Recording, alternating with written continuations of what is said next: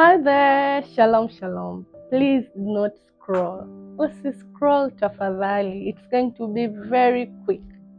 I'm just here to tell you kwamba you need to pay attention. Yes, you heard me. You need to pay attention. Tatizo lako ni kwamba hauzingatii mambo. Kila kitu unachoona unapotezea, unaona kana kwamba ni kawaida. Na kwa sababu hiyo Mungu anashindwa kuzungumza na wewe. Unashindwa kuisikia sauti ya Mungu kwenye maisha yako kwa sababu kila kitu unakichukulia kama ni kawaida, hata pale ambapo ulipaswa kusimama na kusikiliza. Tusome wote kwenye kitabu cha Kutoka sura ya 3. Kutoka sura ya 3 tunamuona Musa. Tutasoma kuanzia fungu la 2. Malaika wa Bwana akamtokea katika mwali wa moto uliotoka katikati ya kijiti.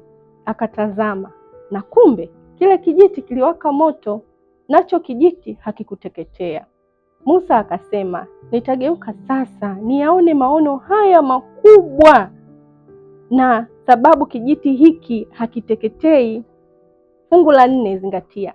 Bwana alipoona ya kuwa amegeuka ili atazame, Mungu akamwita kutoka katikati ya kile kijiti, akasema, Musa, Musa. Akasema, mimi hapa. Naye akasema, usikaribie hapa, vua viatu vyako miguuni mwako, maana mahali hapo unaposimama ni nchi takatifu. Tutakomea hapo. Bwana angeweza kuzungumza na Musa, angeweza kuongea naye casually, lakini hakufanya hivyo. Alisubiri mpaka Musa alipogeuka, mpaka Musa alipoacha shughuli zake na kupay attention kwa kile kinachotokea, kukiangalia kile kijiti, kugeuza mawazo yake yote, ndipo Mungu alipoweza kusema na Musa na kumwita.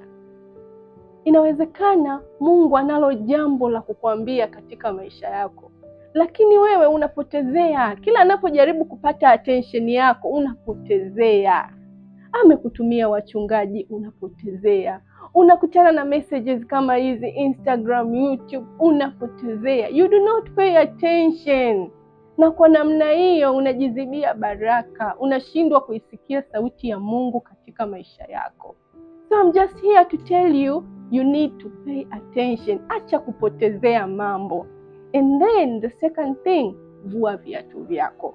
Chochote kile ambacho kinafanya usiweze kuwa na contact na Mungu, ni dhambi, ni uraibu wa madawa, wa pombe, kamari, whatever it is, unapaswa kukivua ili uweze kuinteract na Mungu na mapenzi ya Mungu yakatimizwe katika maisha yako. Hata huu ujumbe uliousikia leo sio wa kawaida, ni sauti ya Mungu katika maisha yako. Kwa hiyo you need to pay attention to this page as well, kwa sababu Mungu anaitumia kusema na wewe. Barikiwa.